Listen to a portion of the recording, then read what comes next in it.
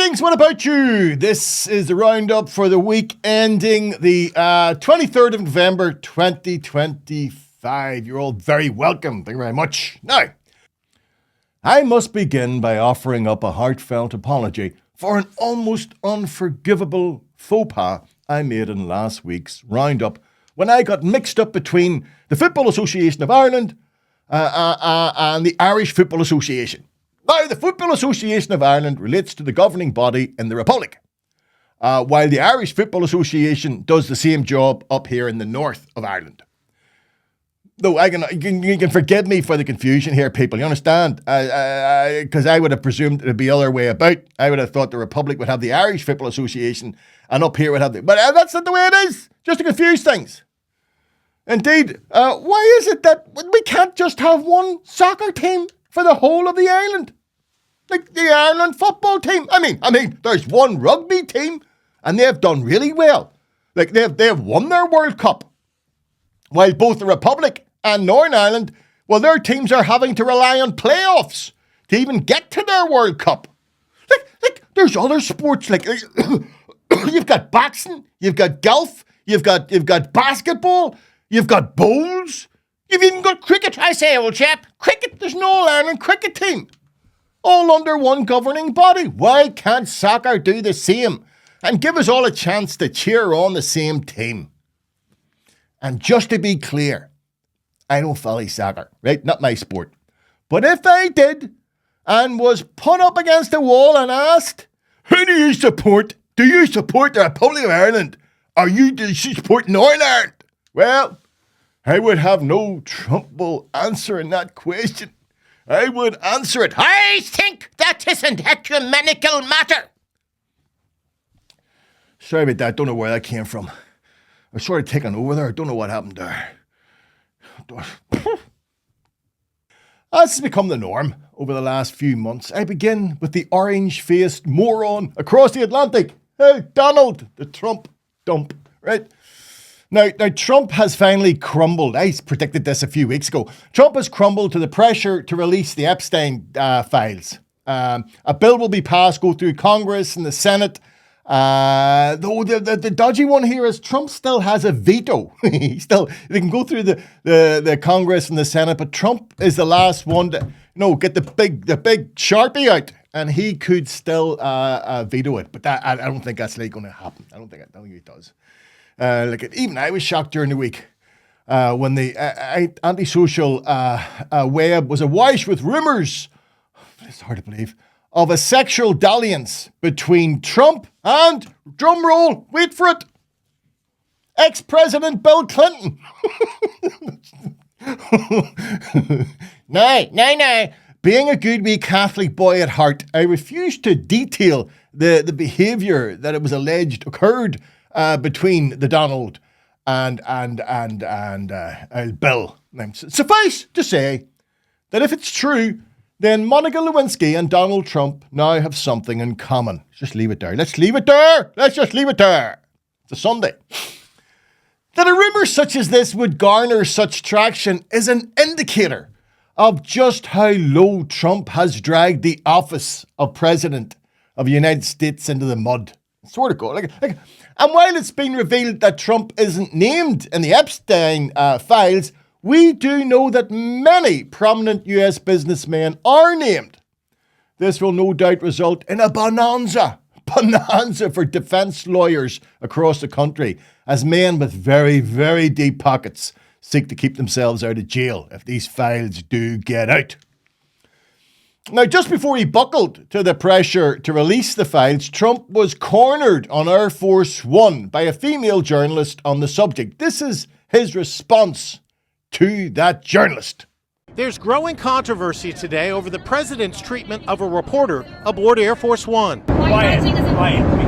Yep, he really did call a female reporter Piggy as she was peppering him with uncomfortable questions about the Epstein files. Quiet, Piggy. This is the most powerful man in the world, calling Bloomberg reporter Catherine Lucy a pig. Now, in the interest of fair play and objectivity, I'd like to put up a picture of Trump alongside journalist Lucy. Now, you decide. Which one of them two looks most like a pig? Seriously. Now, Trump followed this disgraceful outburst by haranguing ABC's Mary Bruce, who had the temerity to ask questions regarding the probity of his hosting of the Crown Prince of Saudi Arabia and ask more questions about Trump's family's financial ties to that country. Well, the Crown Prince has long been isolated, but President Trump is welcoming him here with open arms, even praising his human rights record. So I asked bin Salman, who rarely faces the press, point blank about that record. And to my surprise, he was prepared to answer, but the president was clearly not happy with my questions. Overnight, President Trump capping the Saudi Crown Prince's lavish visit to Washington with an extravagant dinner. He has become a true partner for peace and prosperity for our countries and for the world and for peace in the Middle East, which was a crowning achievement for both of us. Trump welcoming Mohammed bin Salman to the White House for the first time in 7 years, with a parade of horses, a military flyover, and a personal tour, pulling out all the stops. It's a remarkable comeback for the Crown Prince. In 2018, the CIA under Donald Trump determined bin Salman orchestrated the gruesome murder of Saudi dissident and Washington Post journalist Jamal Khashoggi. But President Trump clearly irritated when I asked the Crown Prince about it. Your Royal Highness, the U.S. intelligence concluded that you orchestrated the brutal murder of a journalist. 9/11 families are furious that you are here in the Oval Office. Why should Americans trust you? And the same to you, Mr. President. Now, who are you with? I'm with ABC News, sir. The president defending the Saudi leader, saying things happen, even criticizing Khashoggi, the journalist who was murdered and dismembered. You're mentioning somebody that was extremely controversial. A lot of people didn't like that gentleman that you're talking about. Whether you like him or didn't like him, things happen. But he knew nothing about it, and we can leave it at that. You don't have to embarrass our guest by asking a question like that. But the Crown Prince, who rarely fields questions, stepping in to answer. And it's been painful for us in Saudi Arabia. We've did all the right steps of investigation, etc. in Saudi Arabia, and we've improved our system to be sure that nothing happened like that. And it's painful, and it's a huge mistake, and we are doing our best that this doesn't happen again. Trump's own State Department lists multiple human rights violations in Saudi Arabia, ranging from arbitrary or unlawful killings and torture to unjustified prosecutions of journalists. Still, the president heaping praise on the Crown Prince, saying they've, quote, been on the same side of every issue. I'm very proud of the job he's done. What he's done is incredible in terms of human rights and everything else. Trump has been eager to deepen ties with Saudi Arabia, ties that could potentially benefit his family's business.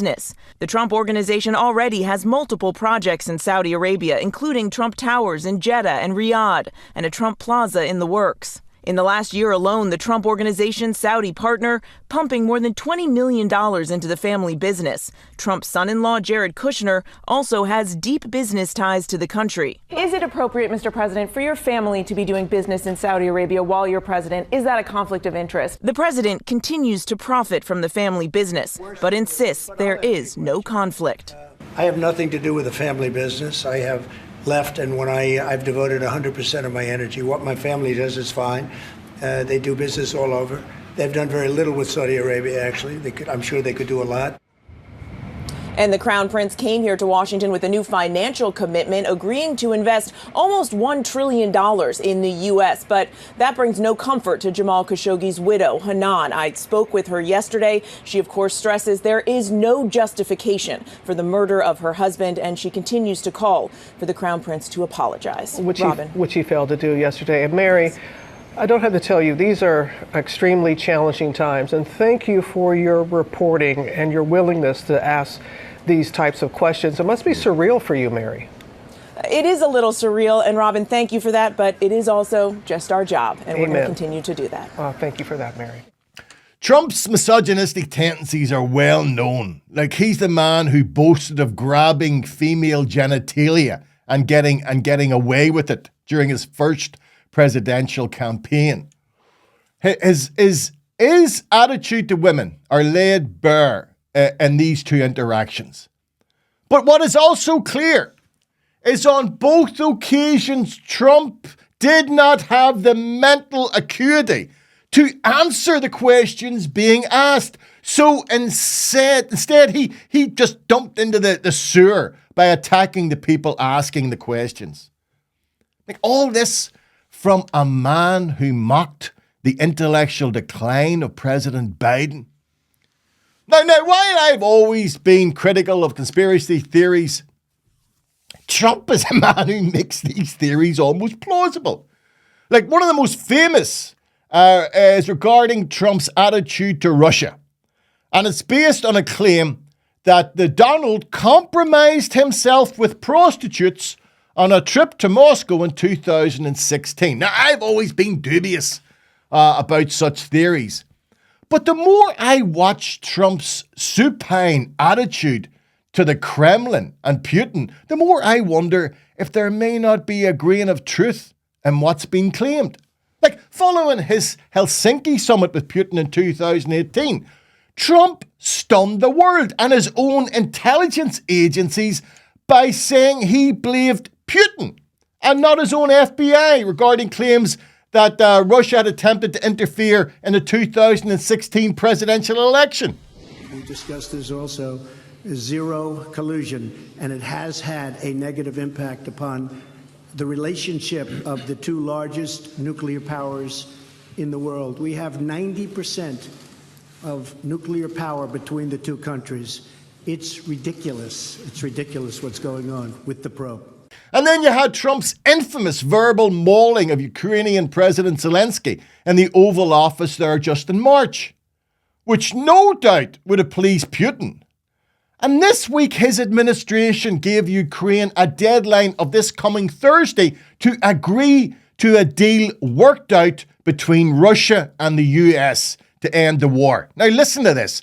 It was agreed between Russia and the US. There was no negotiations involving Ukraine. There was no collaboration or consultation with any European power. This was Trump talking to Putin. And they came up with 28-point deal, which appears to be like a Putin wish list.